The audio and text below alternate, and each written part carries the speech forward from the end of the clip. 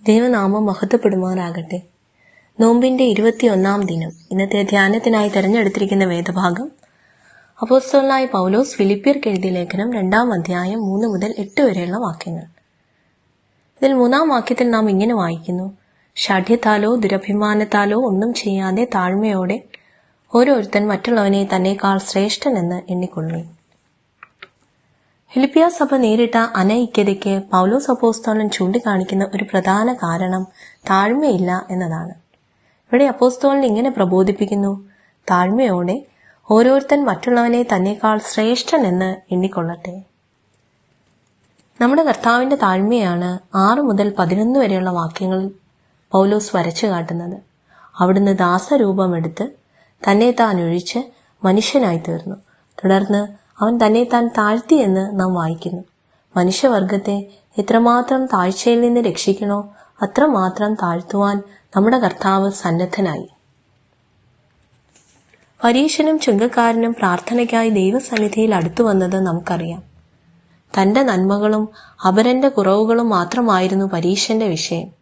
എന്നാൽ ചുങ്കക്കാരനോ സ്വയമായി പ്രശംസിക്കാൻ ഒന്നുമില്ലാതെ നുറുങ്ങിയ ഹൃദയത്തോടെ അനുതപിച്ച് ഹൃദയം ദൈവസന്നിധിയിൽ പകരുന്നു. യേശുവിന്റെ പിന്നാലെ കൂടുതൽ ആളുകൾ ചെല്ലുന്നതിൽ യോഹന്നാൻ സ്നാപകന്റെ ശിഷ്യന്മാർ അസ്വസ്ഥത പ്രകടിപ്പിക്കുന്നുണ്ട്. എന്നാൽ ലളിത ജീവിതവും ഉന്നത ദർശനവുമുള്ള യോഹന്നാൻ തന്റെ നിലപാട് വ്യക്തമാക്കുന്നു: അവൻ വളരേണം, ഞാനോ കുറയണം. വിനയം അഥവാ താഴ്മ എന്നത് കേവലം ശരീരഭാഷയ്ക്കും വാക്കുകൾക്കും അപ്പുറം ഹൃദയത്തിന്റെ ഒരു ഭാവമാണല്ലോ.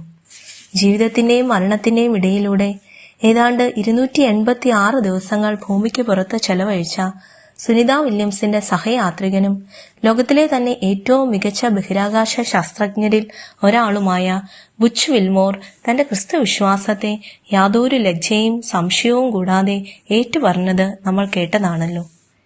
എന്റെ ദൈവത്തെ കൂടാതെ ഞാൻ ഒന്നുമല്ല, ആരുമല്ല എന്ന തിരിച്ചറിവാണല്ലോ യഥാർത്ഥത്തിൽ ഒരു ക്രിസ്തുവിശ്വാസിയുടെ വിനയത്തിന്റെ ആദ്യപടി. മറ്റുള്ളവരെ അംഗീകരിപ്പാനും ശ്രേഷ്ഠരായി കാണുവാനും അവർക്ക് ഗുണം ചെയ്യുവാനും ശുശ്രൂഷിക്കപ്പെടുകയല്ല ശുശ്രൂഷ ചെയ്യുവാനും നമുക്ക് കഴിയട്ടെ.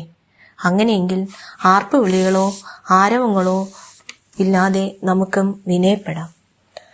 നമ്മുടെ ക്രിസ്തുയേശുവിന്റെ താഴ്മയുടെ ഭാവത്തെ മറ്റുള്ളവരിലേക്കും പകരാം.